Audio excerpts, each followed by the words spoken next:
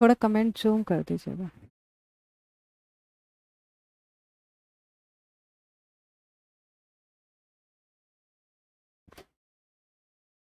Hello students, good morning to all. सभी को बहुत बहुत नमस्कार, राधे राधे। कैसे हैं आप सभी लोग? Good morning, good morning. कैसे हैं आप सभी लोग? और आप लोगों की पढ़ाई कैसी चल रही है?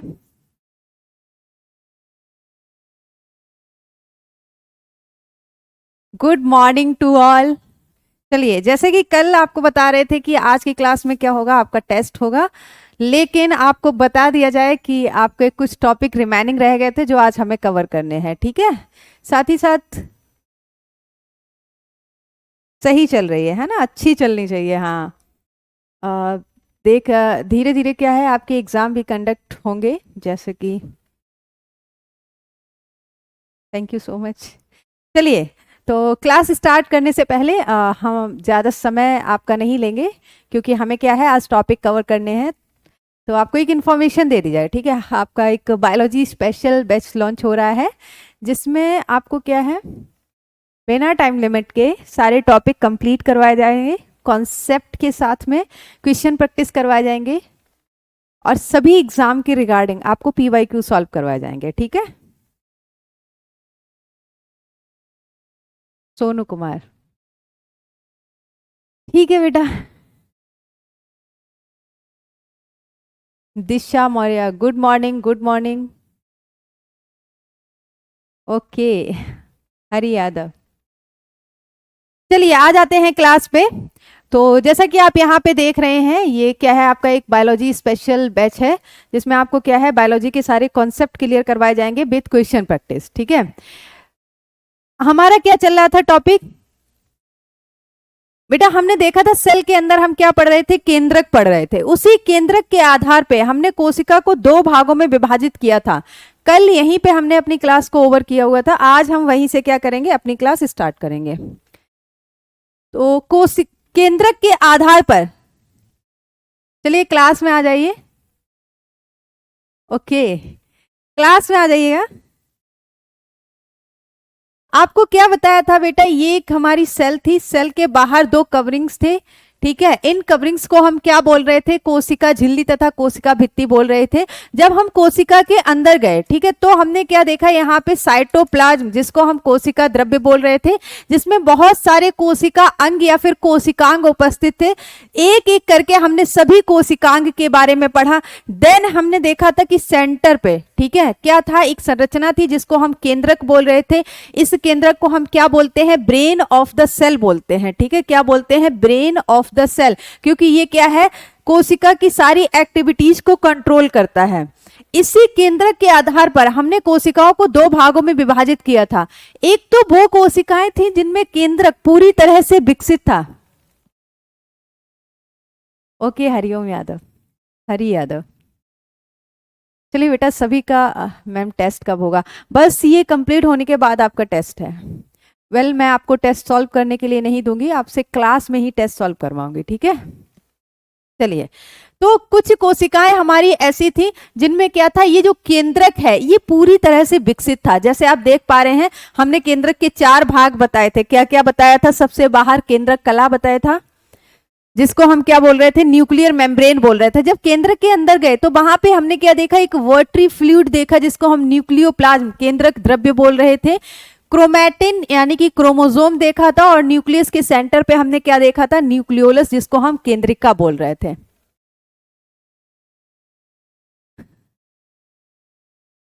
अंकित पांडे, दिशा मौर्य, टेस्ट आपका होगा, ठीक है? टॉपिक कंप्लीट होते ही टेस्ट होगा, कल होगा। आज हम टॉपिक कवर करते हैं। अगर कल ये पीपीटी आ गया होता तो हम कल इसको कवर कर लिए होते। हाँ, फर्स्ट स्लाइड है पूजा, फर्स्ट स्लाइड है। चलिए आ जाते हैं, ठीक है?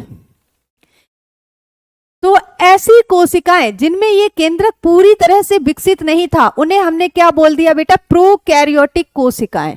क्या बोल दिया है, प्रोकैरियोटिक कोशिकाएं। प्रोकैरियोटिक का मतलब क्या है, प्रो का मतलब होता है प्रिमिटिव, प्रिमिटिव का मतलब होता है बेटा प्राचीन, ठीक है। प्रिमिटिव का मतलब क्या होता है, रोहित ऐसा कुछ नहीं है। कसम नहीं खाए हैं, कसम इस बात की खाए हैं कि आज चैप्टर फिनिश करना है ना, और कल आपका टेस्ट लेना है। चलिए, प्रो का मतलब होता है प्रिमिटिव यानी कि प्राचीन। प्राचीन का मतलब यहां से है जब कोशिका बनी होगी, जब कोशिका बनी होगी तो उसमें केंद्र क्या है, पूरी तरह से विकसित नहीं हो पाया होगा। तो इस तरह की जो कोशिकाएं हैं उनको हम क्या बोलेंगे, प्रोकैरियोटिक कोशिका बोलेंगे। कैरियन का मतलब क्या है, न्यूक्लियस केंद्रक, ठीक है। कैरियन वर्ड का क्या मतलब है, न्यूक्लियस, मतलब क्या है, प्रोकैरियोटिक, ठीक है। प्रोकैरियन, प्रोकैरियोटिक दो वर्ड से मिलके बना है, प्रो एंड कैरियन। प्रो का मतलब क्या है, प्रिमिटिव, कैरियन मतलब क्या है, न्यूक्लियस। ऐसी कोशिकाएं जिनमें प्राचीन टाइप का, प्राचीन प्रकार का क्या होगा, केंद्रक होगा, ठीक है। अब प्राचीन प्रकार से क्या मतलब है, जब कोशिकाएं बनी होंगी तो उनमें केंद्रक भी बना होगा, लेकिन वो केंद्रक क्या है, पूरी तरह से विकसित नहीं होगा, अल्प विकसित टाइप का न्यूक्लियस होगा आपका, ठीक है। इनमें जो केंद्रक है वो कैसा होता है बेटा, अल्प विकसित होता है। मतलब कि क्या है, जो केंद्रक होगा उसके चारों तरफ केंद्रक कला नहीं होगी, ठीक है। या फिर इसमें जो क्रोमोसोम है, जैसे आपने क्या देखा था, 4 पार्ट देखे थे। पहला क्या देखा था, केंद्रक कला देखा था, दूसरा देखा था आपने केंद्रक द्रव्य, और तीसरा क्या देखा था, क्रोमोसोम, ठीक है। इसमें यह हो सकता है कि क्रोमोसोम जो है वो ओपनली साइटोप्लाज्म में पड़े हुए हों। इसमें क्या है बेटा, केंद्रक जो है वो अल्प विकसित होगा। आज पीपीटी इसलिए लेके आए हैं कि हैंड रिटन में बहुत समय लगता है, आज हमको चैप्टर फिनिश करना है। धीरे धीरे एग्जाम भी आपके आ रहे हैं, जैसे बीपीएससी का एग्जाम देखो 13 दिसंबर को कंडक्ट करवाया जा रहा है ना, तो पता नहीं कब एग्जाम आपके कंडक्ट हो जाए, तो प्रॉपरली कंटेंट तो एटलीस्ट मैं डिलीवर कर ही दूं आपको, ठीक है। इनमें जो कोशिकांग है वो अनुपस्थित होते हैं। अब आप देखेंगे कि स्टार्टिंग में जो सेल बनी थी, जो कोशिका बनी थी, उसमें क्या था बेटा, कोशिकांग नहीं बन पाए थे। कोशिकांग मतलब क्या है, जो पीछे आपको पढ़ाए गए हैं, like mitochondria, chloroplast, lysosome, Golgi body, endoplasmic reticulum, ribosome, ठीक है। ये सारे कोशिकांग प्रारंभ में जो सेल बनी थी, जो कोशिका बनी थी, उसमें उपस्थित नहीं थे। फिर देखा गया कि ये जो कोशिकाएं हैं ये प्रॉपर्ली काम नहीं कर पा रही हैं, ये पूरी तरह से विकसित नहीं है। तो धीरे धीरे नेचुरली क्या हुआ है, कोशिकांग बनना शुरू हो गए थे। ऐसी कोशिकाएं जिनमें केंद्रक पूर्ण विकसित था, प्लस बहुत जितने भी कोशिकांग आपको पढ़ाए गए हैं वो सारे कोशिकांग उपस्थित थे, उन कोशिकाओं को हमने क्या बोल दिया था, यूकैरियोटिक, ठीक है। आगे आते हैं तो देखेंगे, अब बहुत ज्यादा क्वेश्चन पूछा जाता है कि ऐसा कौन सा कोशिकांग है जो दोनों तरह की कोशिकाओं में देखने को मिलेगा, प्रोकैरियोटिक और यूकैरियोटिक। बेसिकली आपको याद रखना है कि जो आपकी प्रोकैरियोटिक कोशिकाएं हैं, यानी कि जो सबसे पहले जो कोशिकाएं बनी हैं, उनमें किसी भी तरह का कोई भी कोशिकांग, कोई भी सेल ऑर्गेनल उपस्थित नहीं होता है एक्सेप्ट राइबोसोम। राइबोसोम जो है वो कहां पे देखने को मिलेगा आपको, दोनों कोशिकाओं में देखने को मिलेगा, चाहे वो यूकैरियोटिक कोशिका हो या फिर वो प्रोकैरियोटिक कोशिका हो। राधे राधे। बीपीएससी के लिए क्रैश कोर्स शुरू हो रहा है आपका, है ना, बायो का 1 डे 1 चैप्टर।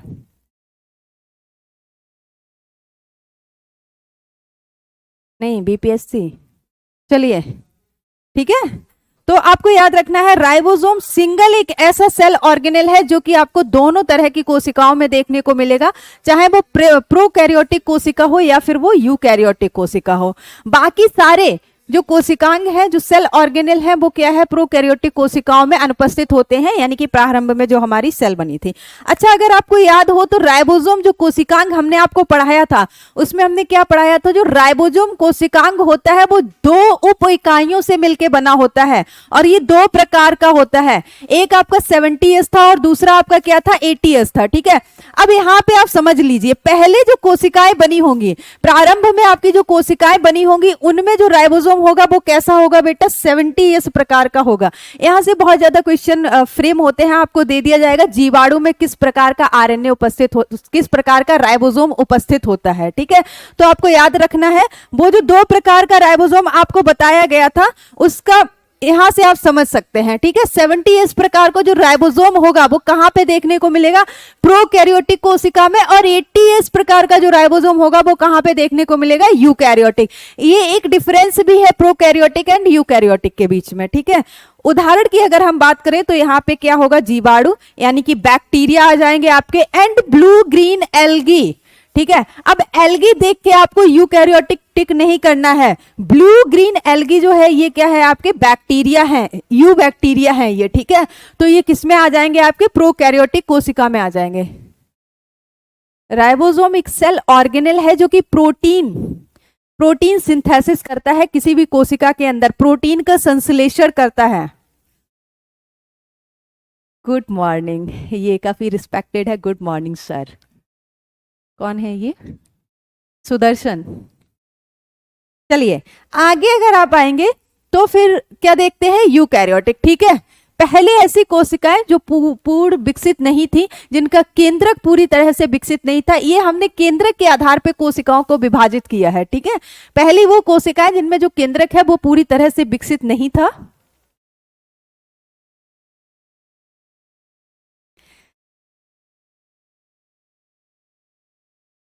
क्या रिपीट करना है अजय पाल, क्या रिपीट करना है।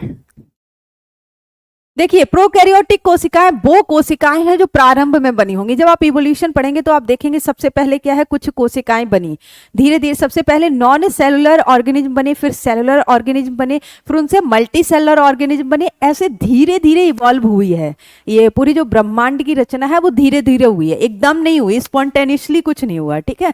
धीरे धीरे सारी चीजें बनी हुई हैं। तो स्टार्टिंग में जो कोशिकाएं बनी थी उनका जो केंद्रक था बेटा वो पूरी तरह से विकसित नहीं था, इसीलिए इस तरह की जो कोशिकाएं थी उनको हमने क्या बोल दिया, प्रोकैरियोटिक, है ना। मीनिंग देखिए, प्रो का मतलब क्या है, primitive, and karyon is nucleus यानी कि केंद्रक, ठीक है। अगला हमने देखा थी तो स्टार्टिंग में जो सेल बनी थी, प्रारंभ में जो कोशिकाएं बनी थी उनमें बेटा कोशिकांग भी नहीं बन पाए थे, यानी कि जो सेल ऑर्गेनल जो कि डिफरेंट फंक्शन परफॉर्म कर रहे थे किसी भी सेल के अंदर, लाइक माइटोकॉन्ड्रिया जो कि रेस्पिरेशन श्वसन में हेल्प कर रहा था, राइबोसोम जो कि प्रोटीन की सिंथेसिस कर रहा था, गोल्जी बॉडी जो कि इसेंशियल मटेरियल आवश्यक पदार्थों को कोशिका के अंदर ले जा रहा था और अनावश्यक पदार्थों को कोशिका के बाहर ला रहा था।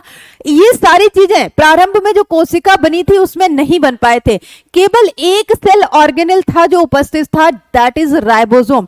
बहुत ही अच्छा क्वेश्चन यहां से फ्रेम होगा कि कौन सा कोशिकांग है, कौन सा कोशिकांग है जो प्रोकैरियोटिक कोशिका में भी उपस्थित होता है, कौन सा कोशिकांग है जो जीवाणुओं में भी उपस्थित होता है, कौन सा कोशिकांग है जो ब्लू ग्रीन एल्गी में देखने को मिलेगा, दैट इज राइबोसोम। और ये कौन से प्रकार का राइबोसोम होता है, 70s। ये यहाँ पे 5 नहीं है बेटा, एस क्या है आपकी यूनिट है, ठीक है। चलिए राइबोसोम जब आपको पढ़ाया था तो वहां पे एक्सप्लेन किया था, दो तरह के राइबोसोम होते हैं, एक 70s होता है और एक 80s होता है, ठीक है। यूकैरियोटिक कोशिकाएं, ये वो कोशिकाएं हैं एडवांस टाइप की सेल हैं, ठीक है, पूर्ण विकसित कोशिकाएं हैं। यू मतलब क्या होता है, ट्रू, ठीक है, और कैरियन मतलब क्या होता है, केंद्रक, सॉरी न्यूक्लियस यानी कि केंद्रक। इनमें जो केंद्रक होता है बेटा वो कैसा होता है, पूर्ण विकसित होता है। धीरे धीरे कोशिका, पहले कोशिका बनी, धीरे धीरे उसमें क्या हुआ, विकास हुआ। जब उसमें विकास हुआ तो क्या हुआ, जो केंद्रक था या जो क्रोमोसोम था जो कि साइटोप्लाज्म में ऐसे ही पड़ा हुआ था, इसके चारों तरफ क्या हुई, एक कवरिंग बनी, ठीक है, जिसको हमने क्या बोला, केंद्रक कला बोला। देन इस मतलब पूरी तरह पूरा जो न्यूक्लियस था, 4 पार्ट जो न्यूक्लियस के आपको बताए थे, वो पूरा का पूरा डेवलप्ड न्यूक्लियस यहाँ पे हमें देखने को मिला है इन कोशिकाओं के अंदर। इनमें सभी प्रकार के कोशिकांग उपस्थित थे। प्रारंभ में सेल बनी, ठीक है, सेल की आवश्यकताएं क्या थी, उसे श्वसन करना था, उसे पचाने के लिए पाचक एंजाइम चाहिए थे। तो धीरे धीरे क्या है, सभी प्रकार के कोशिकांग बनते गए कोशिका की आवश्यकता के अनुसार। लोकोमोशन, बैक्टीरिया में बेटा सिलिया और फ्लैजेला होते हैं, ठीक है, बैक्टीरिया में क्या होते हैं, सिलिया और फ्लैजेला होते हैं, जिनके माध्यम से क्या होता है, लोकोमोशन होता है।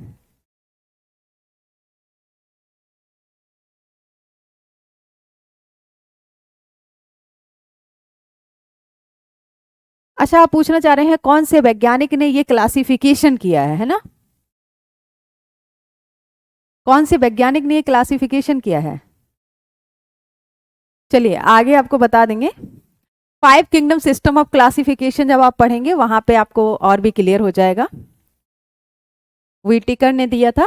आगे अगर आप देखेंगे तो यहाँ पे क्या देखेंगे, ये जो हमारी एडवांस प्रकार की सेल हैं, ठीक है, एडवांस टाइप की जो सेल हैं, इनमें जो राइबोसोम है वो कैसा होगा, 80s प्रकार का होगा।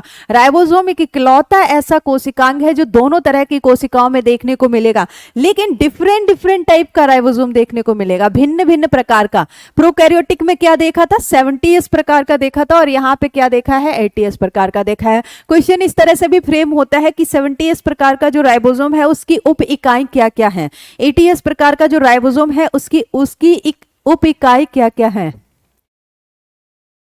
कैरोलस लीनियस ने बायनोमियल सिस्टम दिया था, बायनोमियल नोमेनक्लेचर। हाँ, वो सभी आपको क्लासिफिकेशन में पढ़ाएंगे, ठीक है। तो जल्दी से आप लोग कमेंट करिएगा, मैं आगे एक्सप्लेन कर रही हूँ, कमेंट करिएगा। आपको राइबोसोम जो पढ़ाया था आज से 2 क्लास पहले, तो आपको बताया था 80s प्रकार का जो राइबोसोम होता है उसकी उप इकाइयां क्या क्या होती हैं। उदाहरण की अगर हम यहाँ पे बात कर लेंगे तो उच्च वर्गीय जंतु यानी कि एडवांस टाइप के जो एनिमल हैं वो सभी हमारे किस में आ जाएंगे, यूकैरियोटिक में आ जाएंगे, एवं पौधों की कोशिकाएं, ठीक है। चाहे आपको प्लांट दे दिया जाए, ह्यूमन दे दिया जाए, या फिर आपको कोई भी प्रोटिस्टा दे दिया जाए, एल्गी दे दिया जाए, प्लांट में ही एल्गी आपके आते हैं। Cell of higher class animal and cell of plant, ठीक है। प्लांट में आपके algae, bryophyte, pteridophyte, angiosperm, gymnosperm, ये सारी चीजें आ जाएंगी। एनिमल में आपके क्या है, स्पीसीज आ जाएंगे, एम्फीबियन आ जाएंगे, उभयचर जो होते हैं जैसे कि मेढक है, सैलमेंडर है, ठीक है, और रेप्टाइल्स आ जाएंगे जैसे कि मगरमच्छ है, छिपकली है। तो अगर आपसे एग्जाम्पल पूछ लिया जाए, आपको दे दिया जाए कि एल्गी जो है वो किस कैटेगरी में आएगा, यूकैरियोटिक में आएगा या प्रोकैरियोटिक में आएगा, तो एल्गी तो आपका यूकैरियोटिक में आएगा। यहां पे जो प्लांट सेल है इसमें आप क्या लिख सकते हैं, एल्गी लिख सकते हैं, ठीक है। ब्रायोफाइट लिख सकते हैं। किसी भी ब्रायोफाइट का नाम आपको दे के पूछ लिया जाए कि ये कौन सी कोशिका है, ये किस प्रकार की कोशिका है, तो आपको याद रखना है ब्रायोफाइट्स। अभी आपको जब प्लांट किंगडम पढ़ाएंगे तो वहां पे 2-4 ब्रायोफाइट्स हैं जो आपको पढ़ने हैं, नेम याद रखने हैं, ठीक है। टेरिडोफाइट्स हैं,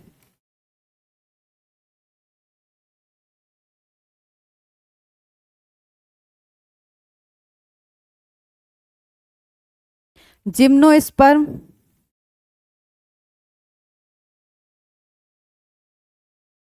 अनावृत बीजी हिंदी में बोलेंगे, और आपका क्या होगा बेटा, एंजियोस्पर्म, ठीक है, हिंदी भी लिखवा देंगे। प्लांट सेल में आपके ये सब आ जाएंगे, ठीक है। तो प्रोकैरियोटिक और यूकैरियोटिक में आपको बेसिकली क्या याद रखना है, एग्जाम्पल्स याद रखने हैं। एक कोशिकांग है जो दोनों में होगा, डिफरेंस क्या होगा, 70 fungi and animal. And fungi आपका एक अलग किंगडम है पूरा, है ना। फंजाई क्या है, जब आप 5 किंगडम पढ़ेंगे तो आप वहां पे देखेंगे कि फंजाई को एक डिफरेंट उसमें रखा गया है, जगत में, ठीक है। फंजाई जो आपका है कवक, उसको एक अलग जगत में रखा गया है। Thank you. चलिए आ जाते हैं वापस। इसके आगे अगर हम चलेंगे तो यहाँ पे बेटा एक सेंटेंस लिखा है, यूकैरियोटिक कोशिकाओं में जो कोशिकीय श्वसन होता है वो किसके माध्यम से होता है, माइटोकॉन्ड्रिया। अभी अभी पीछे आपने क्या पढ़ा है, आपने पढ़ा है कि प्रोकैरियोटिक कोशिकाएं जो होती हैं उनमें कोशिकांग अनुपस्थित होते हैं।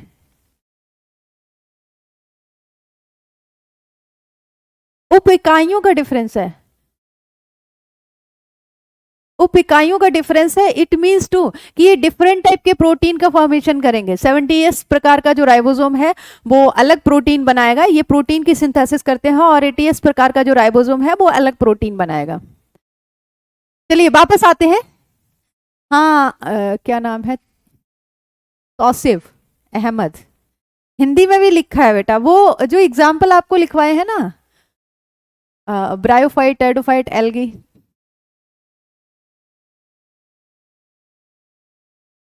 ये पॉइंट आप समझ रहे होंगे। यहाँ पे क्या लिखा है, यूकैरियोटिक कोशिकाओं में जो श्वसन होता है, कोशिकीय श्वसन मतलब जो एक सेल है उसके अंदर जो रेस्पिरेशन हो रहा है वो किसके माध्यम से हो रहा है बेटा, माइटोकॉन्ड्रिया के माध्यम से हो रहा है।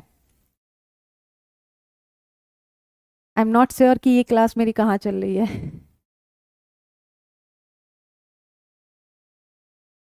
पीडीएफ नहीं मिला है आपको, ऐसा कैसा हो सकता है, सारे पीडीएफ जा रहे हैं। टेस्ट कल है आपका, आज हम कवर कर रहे हैं, कल आपका टेस्ट होगा। टेस्ट आज होने वाला था बट कुछ टॉपिक रिमेनिंग थे तो हमने सोचा ये कंप्लीट करवा दे जाए। पीछे आपको क्या बोला है बेटा अभी अभी हमने, जो प्रोकैरियोटिक कोशिकाएं होती हैं उनमें कोशिकांग अनुपस्थित होते हैं। मतलब कि अगर आप प्रोकैरियोटिक कोशिका देखेंगे तो वहां पे आपको माइटोकॉन्ड्रिया नहीं मिलेगा, ठीक है, वहां पे क्या है, आपको माइटोकॉन्ड्रिया नहीं मिलेगा। जबकि जब आप माइटोकॉन्ड्रिया पढ़ रहे थे तो आपने क्या देखा था, श्वसन के लिए जो कोशिकांग उत्तरदायी है वो क्या है, आपका माइटोकॉन्ड्रिया है, यानी कि सूत्र कणिकाएं हैं, ठीक है। तो यूकैरियोटिक कोशिकांग में, यूकैरियोटिक कोशिकाओं में ये सारे के सारे कोशिकांग उपस्थित होते हैं। मतलब कि यूकैरियोटिक कोशिकाओं में अगर जो कोशिकीय श्वसन होगा वो किसके माध्यम से हो जाएगा, माइटोकॉन्ड्रिया के। लेकिन प्रोकैरियोटिक कोशिकाओं में क्या होता है, जैसे कि जीवाणु हैं, ब्लू ग्रीन एल्गी यानी कि नीले हरे शैवाल हैं, उनमें क्या है, ये माइटोकॉन्ड्रिया अनुपस्थित है। तो क्या वो कोशिकाएं श्वसन नहीं करेंगी, ऐसा नहीं होता है, ठीक है। उनमें जो श्वसन होता है बेटा वो किसके माध्यम से होता है, मीजोजोम नाम की एक संरचना होती है, ठीक है। मीजोजोम नाम की क्या है, एक संरचना होती है जिसके माध्यम से प्रोकैरियोटिक कोशिकाएं लाइक जीवाणु और नीले हरे शैवाल क्या करते हैं, श्वसन करते हैं। ये आपको याद रखना है, ठीक है, ये आपको क्या है, याद रखना है। क्योंकि यहाँ पे बेटा क्या है, ऑर्गेनेल्स यानी कि कोशिकांग अनुपस्थित होते हैं लाइक माइटोकॉन्ड्रिया वगैरह। तो अगर माइटोकॉन्ड्रिया नहीं होगा लेकिन सर्वाइवल के लिए, ठीक है, ये कोशिकाएं भी क्या है, श्वसन करेंगी, रेस्पिरेशन करेंगी, तो उसके लिए यहाँ पे क्या रिस्पॉन्सिबल होता है, मीजोजोम होता है। यानी कि जो कवरिंग होती है, जैसे आप देखेंगे जीवाणु है, ठीक है, इस तरह से क्या है, आपका कोई बैक्टीरिया है, तो इसकी जो सेल मेम्ब्रेन है उसी में क्या होते हैं, इस तरह से उभार बन जाते हैं जिनको हम क्या बोलते हैं, मीजोजोम बोलते हैं, ठीक है। इस तरह से जो सेल मेम्ब्रेन होती है उसमें इनफोल्डिंग्स हो जाती हैं, ठीक है, घुमावदार संरचना बनती है, इसको हम क्या बोलते हैं, मीजोजोम बोलते हैं। और ये मीजोजोम क्या करते हैं, श्वसन का काम करते हैं प्रोकैरियोटिक कोशिकाओं में। ये याद रखना है आपको, मीजोजोम पे क्वेश्चन फ्रेम हुए हैं। अच्छा, आप लोग वो रखते होंगे ना, एक बुक आती है स्पीडी करके, स्पीडी करके एक बुक आती है, उसमें बहुत ऐसे वन लाइनर क्वेश्चन दिए रहते हैं। अच्छा, वन लाइनर क्वेश्चन भी आपको प्रोवाइड कराने हैं मुझे। असर अंसारी मैम, आप कहाँ से पढ़ा रहे हैं, अच्छा मतलब प्लीज पूछ रहे हैं आप, please. I am from Agra, I am right now live on Agra, है ना। चलिए आ जाते हैं, यूनिसेलर एंड मल्टीसेलर। हाँ, इसके लिए हम क्या करेंगे, एक स्लाइड लेंगे, ठीक है।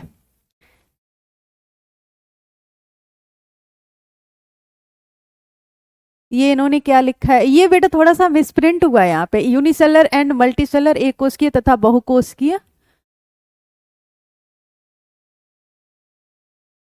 चलिए, अभी तक हम जो कोशिका पढ़ रहे थे ये हम एक स्लाइड लेते हैं, उस पे एक्सप्लेन करते हैं, ठीक है। एक कोशिकीय तथा बहुकोशिकीय, इन्होंने स्पेस नहीं छोड़ा है। नीचे हम क्या देख रहे हैं, पादप कोशिका तथा जंतु कोशिका में अंतर, difference between plant and animal cell, ठीक है। पादप कोशिका और जंतु कोशिका में अंतर पे बहुत सारे क्वेश्चन फ्रेम होते हैं। पहले हम यूनिसेलर एंड मल्टीसेलर पढ़ लेते हैं।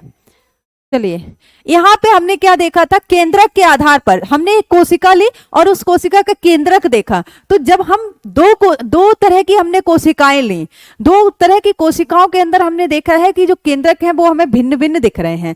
एक हमने वो कोशिका ली जो बहुत पहले बनी हुई थी, प्रारंभ में बनी हुई थी, और एक हमने वो कोशिका ली है जो क्या है, एडवांस टाइप की है, ठीक है। तो दोनों में हमने क्या डिफरेंस देखा कि प्राचीन टाइप की जो कोशिका है उसका जो न्यूक्लियस है वो पूरी तरह से विकसित नहीं है, बल्कि बाद में जो कोशिका बनी है उसका जो न्यूक्लियस है वो पूरी तरह से विकसित है। तो इसके आधार पर हमने कोशिकाओं को दो भागों में विभाजित किया था। पुरानी जो कोशिका थी दैट इज प्रोकैरियोटिक और नई जो कोशिका थी दैट इज यूकैरियोटिक, ठीक है। उसके बाद कोशिका के संगठन के आधार पे, कोशिका का संगठन मतलब क्या है कि प्रारंभ में जो कोशिका बनी थी तो एक कोशिका बनी होगी, वो एक कोशिका क्या कर रही होगी, सरवाइव कर रही होगी। धीरे धीरे क्या हुआ, कोशिका का विभाजन हुआ, एक कोशिका से दो कोशिकाएं बनी, दो से तीन बनी, तभी ना आगे इवोल्यूशन हुआ, तभी ना मल्टी सेलर ऑर्गेनिज्म इवॉल्व हुए, बहुकोशिकीय जीव बने। एक कोशिका बनी, उस एक कोशिका ने विभाजन करके दो कोशिकाएं बनाई, दो से चार बनी, चार से आठ बनी, जब बहुत सारी कोशिकाएं बन गई, ठीक है, तो धीरे धीरे क्या हुआ, कोशिकाओं ने एक संगठन बनाया, एक ग्रुप बना के काम करना शुरू किया। क्या किया, एक ग्रुप बना के काम करना शुरू किया, और उस ग्रुप को हमने क्या बोल दिया, ऊतक बोल दिया। जब बहुत सारे इसी तरह से ऊतक बन गए, तो उन ऊतक ने मिलके एक साथ काम करना शुरू किया, जिसे हमने क्या बोल दिया, अंग बोल दिया, ऑर्गन बोल दिया। बहुत सारे ऑर्गन मिलके प्रॉपरली काम कर रहे थे, उसको हमने क्या बोल दिया, अंग तंत्र बोल दिया। आप अगर ह्यूमन बॉडी के अंदर जाएंगे तो आप क्या देखेंगे, कोई एक अंग तंत्र ले लीजिए, जैसे कि आप क्या लेंगे, पाचन तंत्र लेंगे। पाचन तंत्र क्या है, आपका अंग तंत्र है, उसमें बहुत सारे अंग हैं। पाचन तंत्र में क्या है, जैसे कि आपका मुख गुहा है, मुख गुहा में आपके दांत आ जाएंगे, जीभ आ जाएंगे, ये सभी आप डाइजेस्टिव सिस्टम में पढ़ने वाले हैं, ठीक है। आगे आप देखेंगे तो आपका क्या आ जाएगा, स्टमक आ जाएगा। स्टमक आपका क्या है, एक ऑर्गन है। इंटेस्टाइन आ जाएगी। इस तरह से बहुत सारे अंगों ने मिलकर क्या है, एक अंग तंत्र बनाया। लेकिन अगर हम पीछे जाते जाएंगे तो हम क्या देखेंगे, इन सबकी शुरुआत कहां से हुई है, एक कोशिका से हुई है, एकल कोशिका से हुई है, ठीक है। अब अगर कोई एक कोशिका है, स्लाइड लेते हैं,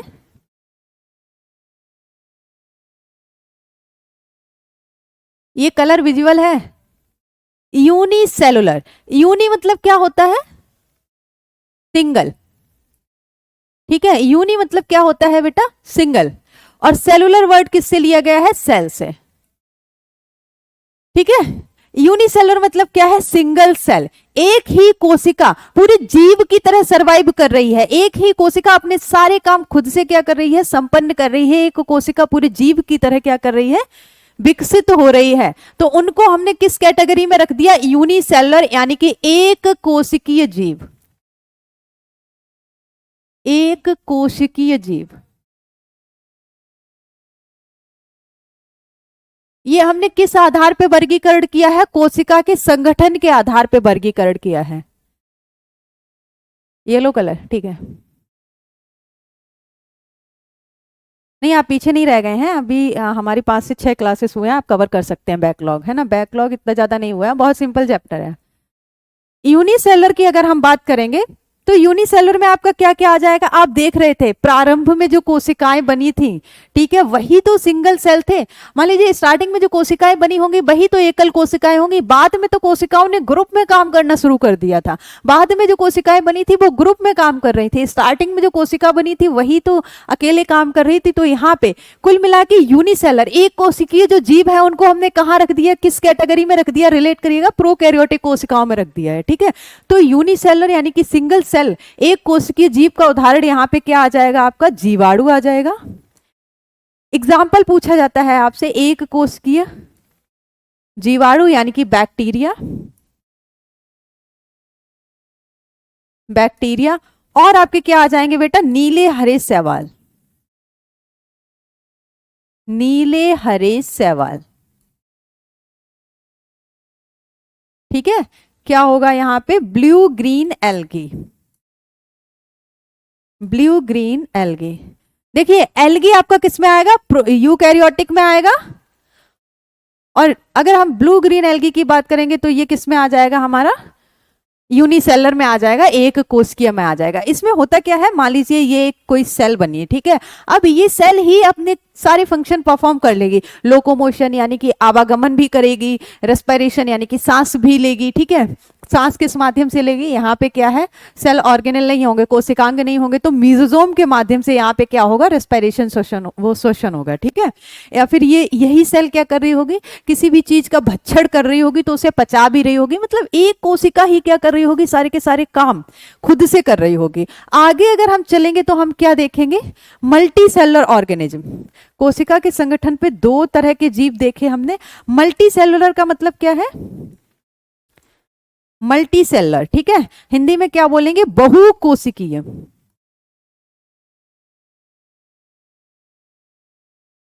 बहुकोशिकीय।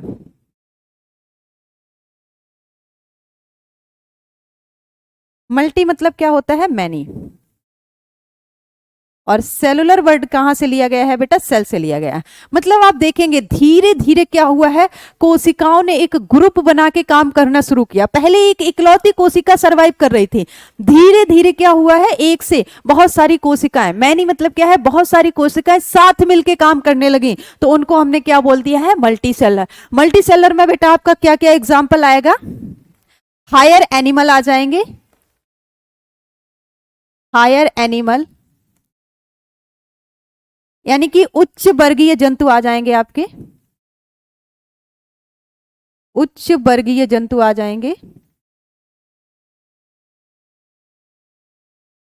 ठीक है, इसके अलावा आपके क्या आ जाएंगे बेटा? फंजाई आ जाएंगे, जिनको हिंदी में हम क्या बोलते हैं? कवक बोलते हैं।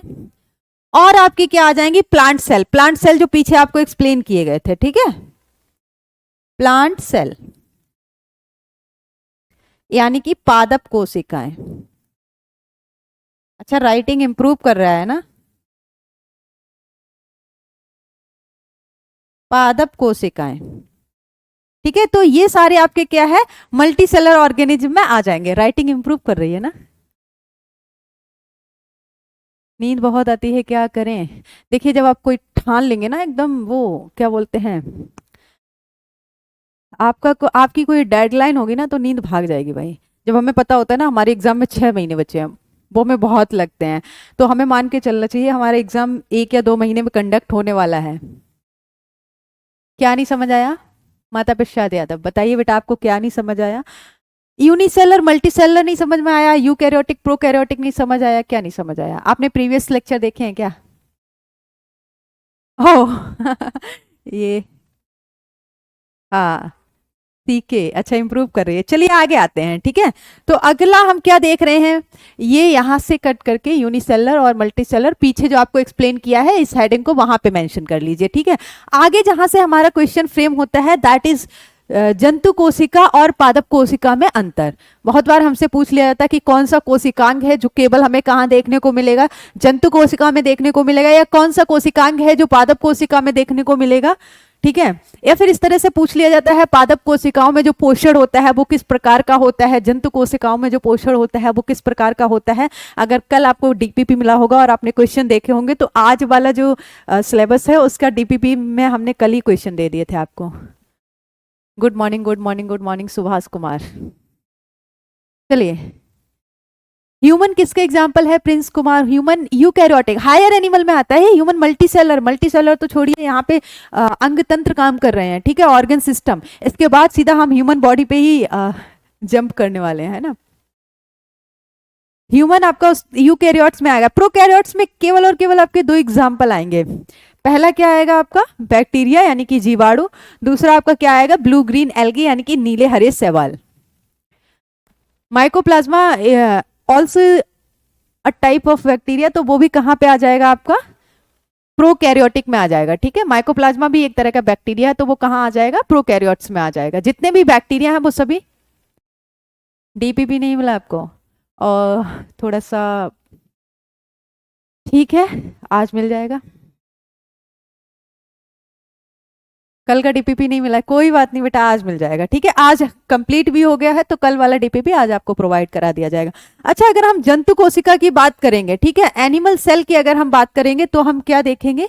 जंतु कोशिका की अगर हम बात करेंगे, तो सबसे पहली चीज जो आपको पहले भी बताई गई थी, जब आपको सेल वॉल पढ़ा रहे थे, तो वहां पे आपको क्या बताया था कि सेल वॉल कहाँ पे एब्सेंट होती है? नहीं, आपको क्या बताया था? जंतु की जो सेल वॉल होती है वो किसकी बनी होती है? जल्दी से बताइए। जंतु की जो सेल वॉल होती है, जंतु कोशिका की जो सेल वॉल होती है, कोशिका भित्ति होती है। अच्छा, हाथ से लिख के पढ़ाइए। देखिए कौन है ये? जय दीक्षित। वैसे तो मैं कुछ कुछ हाथ से ही लिखती रहती हूँ, बट होता ये है ना कि हमें समय पे अपना सिलेबस भी कंप्लीट करना। अब अगर इंग्लिश एंड हिंदी दोनों लैंग्वेज में कंटेंट डिलीवर करना, हैंड रिटन, थोड़ा सा हमारे लिए क्या हो जाएगा, बहुत लेंदी हो जाएगा प्रोसेस। तो कुछ कुछ चीजें हम क्या करेंगे, पीपीटी के माध्यम से लेंगे। डीपीपी आज आपको मिल जाएगा पिंटू कुमार। चलिए आप क्वेश्चन बताइएगा, क्या आपको बताया था, जंतु कोशिका में जो कोशिका भित्ति होती है वो क्या होती है, अनुपस्थित होती है। तो पहली चीज जो जंतु कोशिका के रिगार्डिंग आप देखेंगे वो क्या देखेंगे कि इसमें कोशिका भित्ति नहीं पाई जाती है, यानी कि सेल वॉल अब्सेंट होती है। इसके अलावा आपको बहुत सारे जीवों के बारे में बताया था जिनमें सेल वॉल उपस्थित होती थी, लेकिन सेल वॉल क्या होती है, डिफरेंट डिफरेंट कंपोजिशन, भिन्न भिन्न घटक की बनी हुई होती है। जैसे अगर हम फंगस की बात करेंगे, ठीक है, फंजाई की बात करेंगे, तो वहां पे जो कोशिका भित्ति होती है वो किसकी बनी होती है, काइटिन की बनी होती है। क्या नहीं समझ में आया अमित, क्या नहीं समझ आ रहा है आपको? अब जो समझ नहीं आ रहा है ना वो कमेंट करिए, क्योंकि मैं समटाइम्स तो कमेंट्स देख ही पाती हूँ।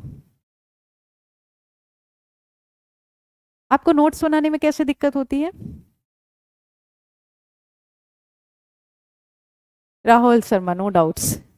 देखिए नोट्स बनाना तो आपके ऊपर है, आप कोई 8th या 10th के स्टूडेंट्स नहीं है ना, आप भाई प्रिपरेशन कर रहे हैं।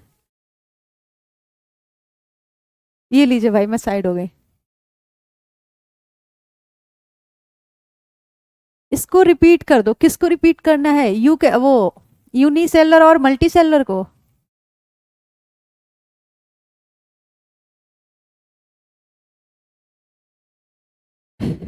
आपको एक चीज बहुत अच्छे से कंफर्म कर दूं, बेटा ये नोट्स ना मैंने बैठ के खुद से प्रिपेयर किए। इससे पहले भी मैं वनडे एग्जाम के लिए प्रिपेयर कराती थी दूसरे प्लेटफॉर्म पे, तो मैंने पूरे के पूरे ये जो मैं यहाँ पे कंटेंट डिलीवर कर रही हूँ ना, ये कंपोजिशन है एक तरह से, है ना, कई सारे नोट्स का मिश्रण है जो मैंने यहाँ पे आपको डिलीवर कर रही हूँ।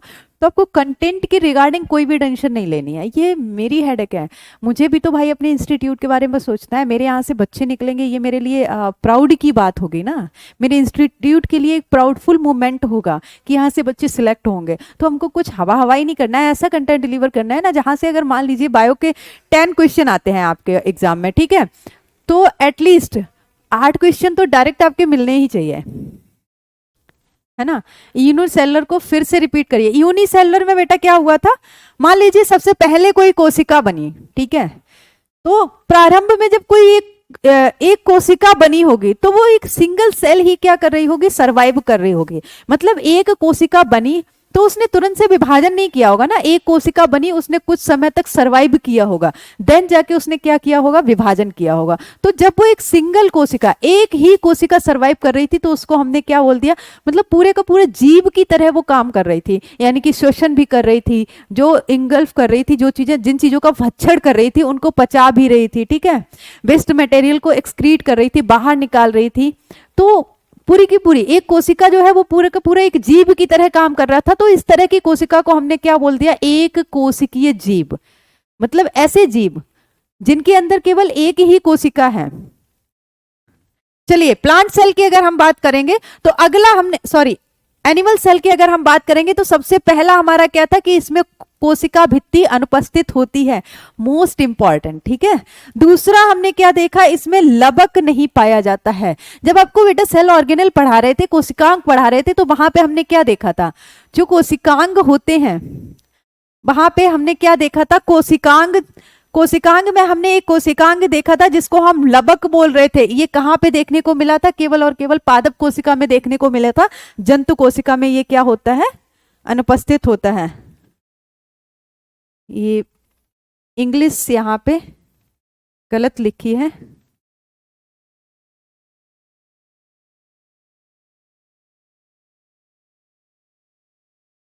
Chloroplast absent in animal cell, ठीक है।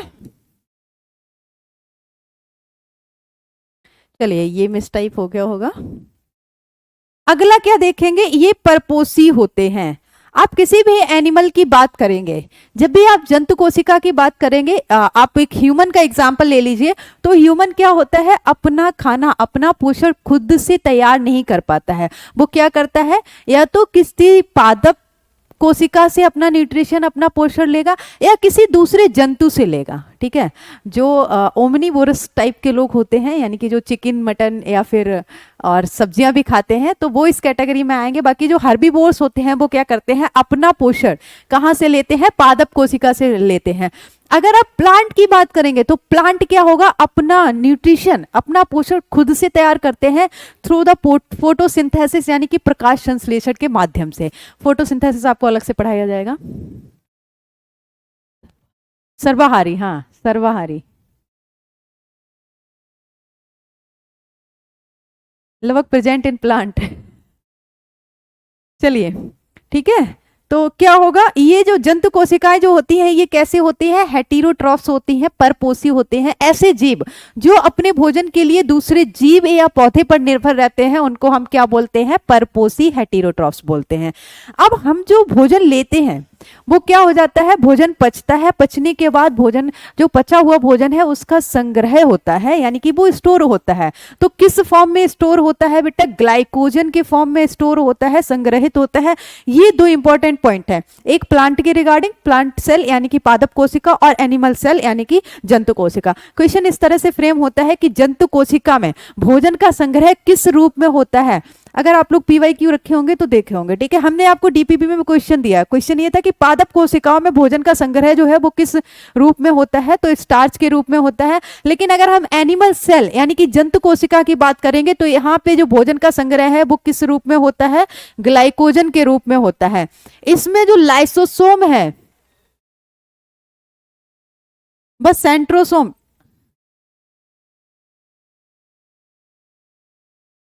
ये इन्होंने गलत लिखा है यहाँ पे, लाइसोसोम व सेंट्रोसोम क्या होते हैं, उपस्थित होते हैं, ठीक है।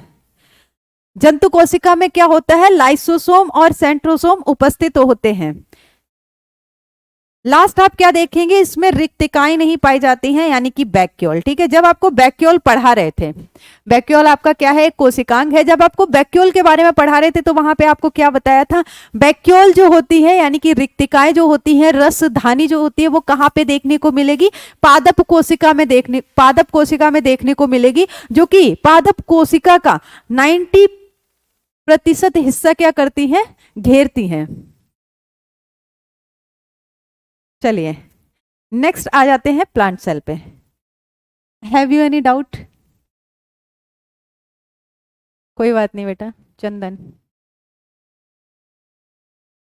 चिकन और मटन खाना चाहिए। देखिए ये तो अपना अपना वो है, कुछ लोग खाते हैं कुछ लोग नहीं खाते हैं, अब खाना चाहिए। अगर आप नहीं खाएंगे तो हमारा इकोसिस्टम भी तो डिसबैलेंस हो जाएगा, फूड चेन मेंटेन रखनी है ना। अगर सभी लोग नहीं खाएंगे तो इकोसिस्टम डिसबैलेंस हो जाएगा। एक फूड चेन होती है, आपने देखा होगा ना कि जो सांप होते हैं वो क्या करते हैं, मेढक को खाते हैं, मेढक क्या करता है, इंसेक्ट को खाता है। तो ये पूरा का पूरा फूड चेन, फूड वेव होता है।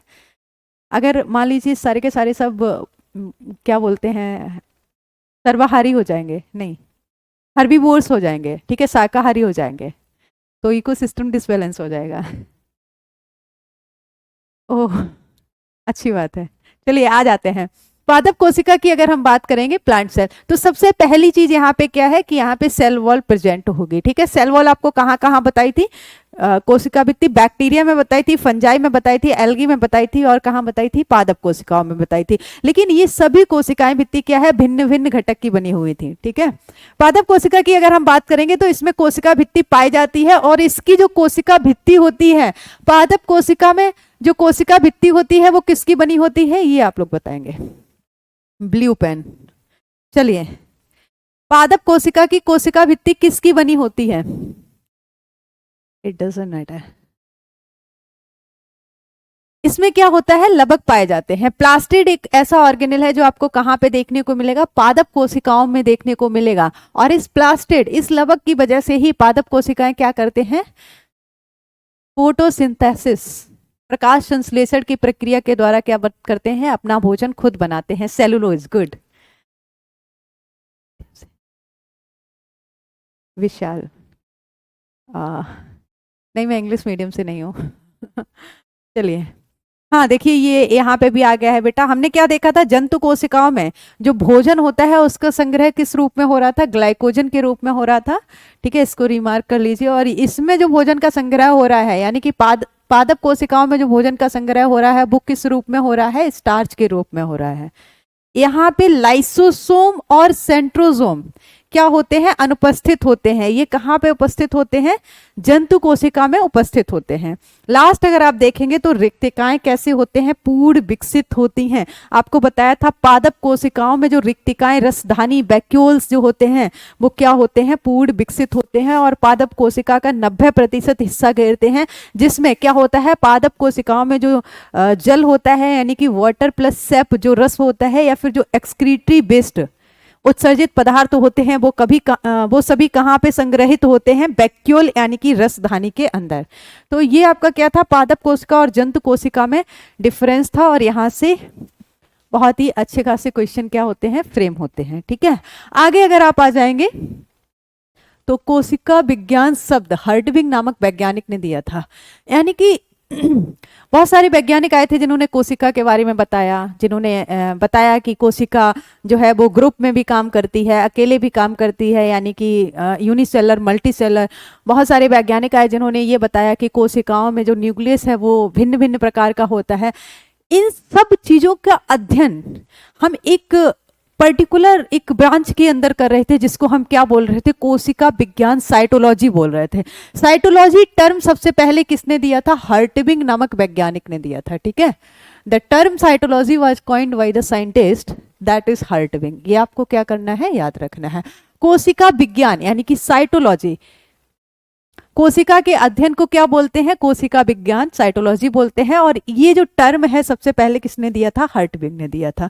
आगे हम देखेंगे सेल थ्योरी। चलिए, सेल थ्योरी के बारे में आपको पहले भी बताया जा चुका है। सेल थ्योरी किसने दिया था, मेंशन हो रहा है, सेल थ्योरी किसने दिया था, हाँ इंपॉर्टेंट है।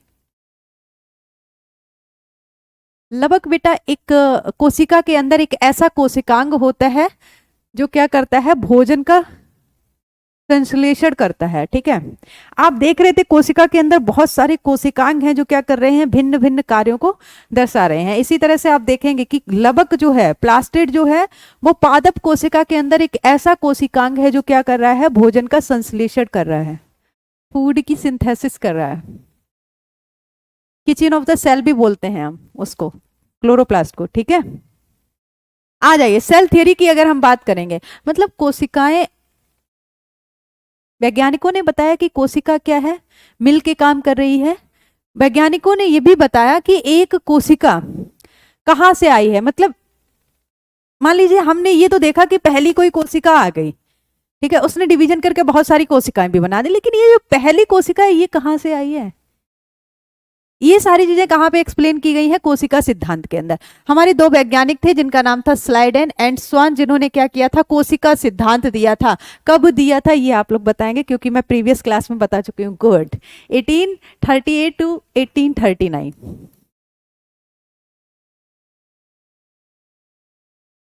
ठीक है, स्लाइडेन एंड स्वान ने क्या किया था, कंबाइंडली कोशिका सिद्धांत दिया था, यानी कि सेल थ्योरी दिया था। इन्होंने क्या बताया था बेटा कि जितने भी लिविंग बीइंग्स हैं वो किससे मिलके बने हैं, cell and product of cell.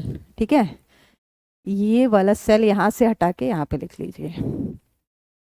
इन्होंने क्या बताया कि जितने भी जीव हैं, चाहे वो बैक्टीरिया हो, उसके आगे चाहे वो ह्यूमन बीइंग हो, बैक्टीरिया क्या है, एक सिंगल सेल है, ह्यूमन बीइंग की बात करेंगे तो वो क्या है, एक बहुकोशिकीय जीव है, यानी कि मल्टी सेलर है।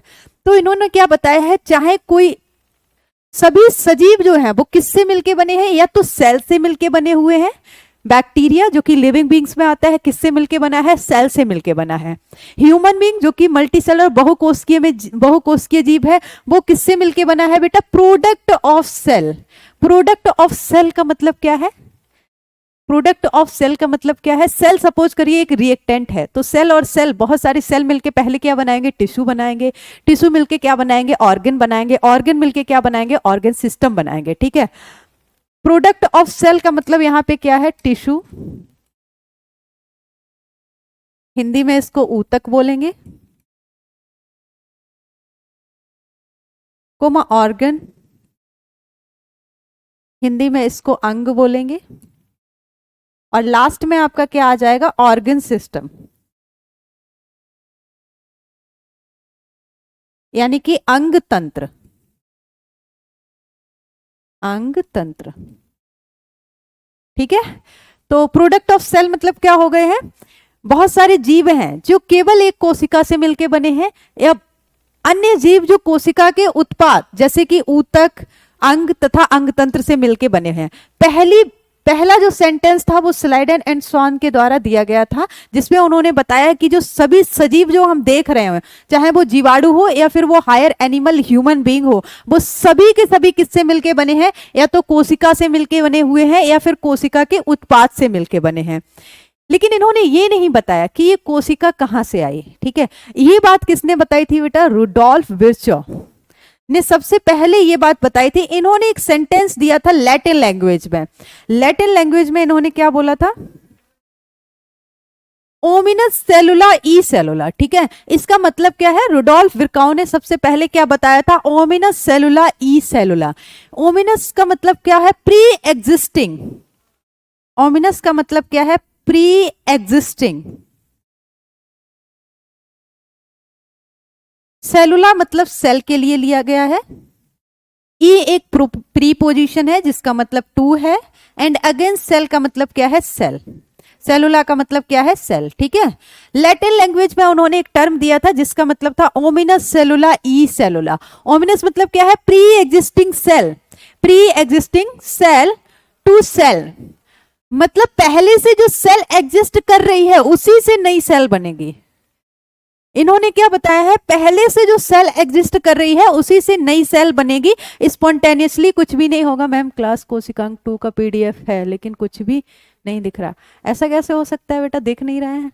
अगर ऐसा होता तो बच्चे क्लास के histology is the study of tissue. English में, हाँ बिल्कुल, इसको हिंदी में, इस इंग्लिश में क्या लिखना है?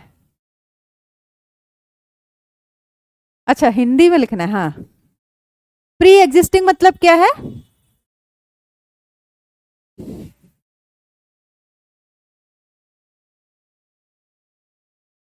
पहले से उपस्थित कोशिका से ही क्या बनेगी बेटा? नई कोशिका बनेगी। उपस्थित कोशिका से नई कोशिका बनेगी।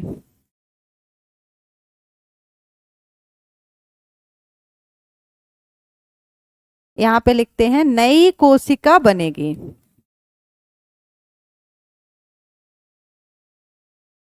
ठीक है, ये एरो लगाया हुआ है इस तरह से।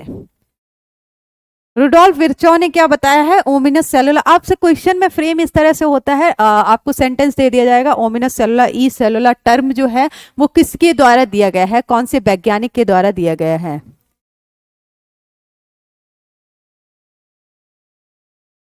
अक्षांश गुप्ता। मधु बताइए क्या प्रॉब्लम है आपकी? चलिए ठीक है अंगद, देख लिया जाएगा, एक बार मैं देख लूंगी चेक करके। चलिए, ये यहाँ पे आपको क्या है? Plant cell and animal cell का डायग्राम दिखाया गया है। यहाँ पे मेंशन नहीं किया गया है। आप इस सेल को देख के बताइए कि ये सेल जो है वो कौन सी सेल है? प्लांट सेल है या एनिमल सेल? हाँ मैं चेक कर लूंगी।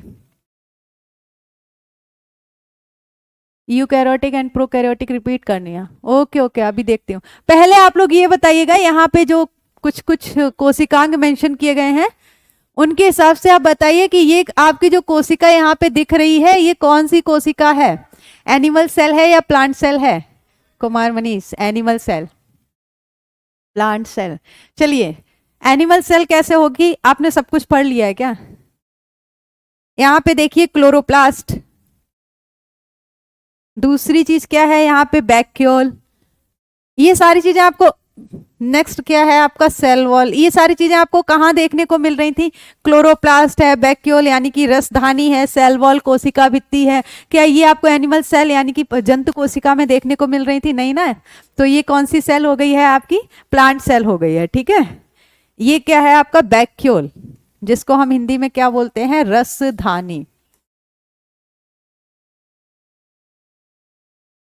चलिए, अब सारी जो यहाँ पे टर्मिनोलॉजी है उसकी हिंदी लिखने में समय जाएगा, समय ऑलरेडी हो चुका है। आगे आपको एनिमल सेल का भी डायग्राम दिखा देते हैं। ये क्या है आपका? एनिमल सेल का डायग्राम है। इसमें कौन सा कोशिकांग है? जो क्या है आपको पादप कोशिका में देखने को नहीं मिल रहा था, दैट इज सेंट्रियोल। सेंट्रियोल आपको कहाँ देखने को मिलता है? केवल और केवल जंतु कोशिका में देखने को मिलता है, जो क्या करता है? कोशिका विभाजन के लिए उत्तरदायी है। इसका मतलब ये नहीं है कि पादप कोशिकाओं में विभाजन नहीं होता है, पादप कोशिकाओं में विभाजन होता है। तभी तो आप देखते हैं कि आप छोटा सा प्लांट लगाते हैं और वो क्या हो जाता है? ट्री में कन्वर्ट होता है। कैसे होता है? डिवीजन के माध्यम से। वहां पे डिवीजन किसके माध्यम से हो रहा होता है? माइक्रोट्यूब्यूल। ठीक है, यहाँ पे कोशिका विभाजन के लिए कौन सा कोशिकांग उत्तरदायी होता है? आपका सेंट्रियोल। एनिमल सेल, जंतु सेल। चलिए, हाँ, कल आपका टेस्ट होगा, चैप्टर आपका क्या है? फिनिश हुआ है, कोशिका जो आपको करवाया जा रहा था। कल कोशिका का क्या होगा? आपका टेस्ट होगा। तो सभी लोग रिवीजन करके आइएगा टेस्ट के लिए। अभी टाइम ओवर हो गया है ना, इसको हम कल एक बार आपको हिंदी में लिख देंगे। जो डायग्राम है, डायग्राम का आपका क्या है, जो टर्मिनोलॉजी है वो हिंदी में दे देंगे। बाकी कल टेस्ट के लिए आप सभी लोग प्रिपेयर होके आइएगा, रिवीजन करके आइएगा। क्लास के दौरान ही आपको टेस्ट सॉल्व करवाया जाएगा। ठीक है, मिलते हैं बेटा नेक्स्ट क्लास में। थैंक यू सो मच, आप लोग रिवीजन करके आइएगा।